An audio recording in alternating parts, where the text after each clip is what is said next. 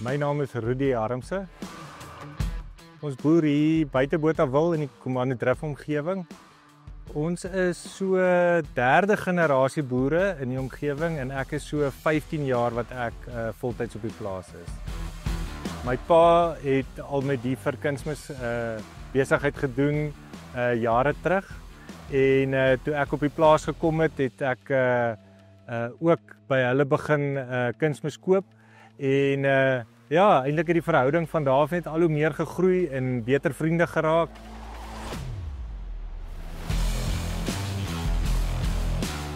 Hoofsaaklik gebruik ons hulle plantermengsels.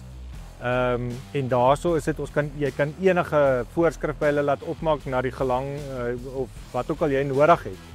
Kan hulle vir jou maak en dit maak dit daai aanpasbaarheid maak dit baie goed. En dan het hulle ook 'n klomp ander produkte wat ek baie opgewonde is oor en wat ek dink ook die toekoms in landbou is oor hulle biologiese produkte. Ek persoonlik dink dat biologiese boerdery een van die belangrikste aspekte is in boerdery. In die toekoms dink ek dit gaan al hoe groter rol speel. Ek dink die vermoë en kapasiteit om dit te verstaan en toe te pas op die regte plekke gaan van kardinale belang wees. Oom François het eintlik maar vir my soos 'n vriend geraak en is iets wat ek dink gaan aanhou. Dis iets wat gaan ophou die dag as ek nie meer by hom kunsmis koop nie. Beleef dit dan nou op hierdie vlak van verhoudinge. Nie net met oom François nie, maar met die ander mense daar. En ek dink dit is wat vir my so besonder is, dat daar meer as net kunsmis is. Daar's verhoudinge, hulle gaan vorentoe. Hulle bly nie by die ou mengsels nie, daar's nuwe produkte, hulle bly nuwe goeders op die mark bring.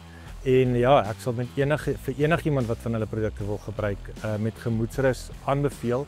En dit is juis omdat hulle daai ekstra myl saam met jou stap en daar verhoudings is en dat dinge geskied binne daai verhouding.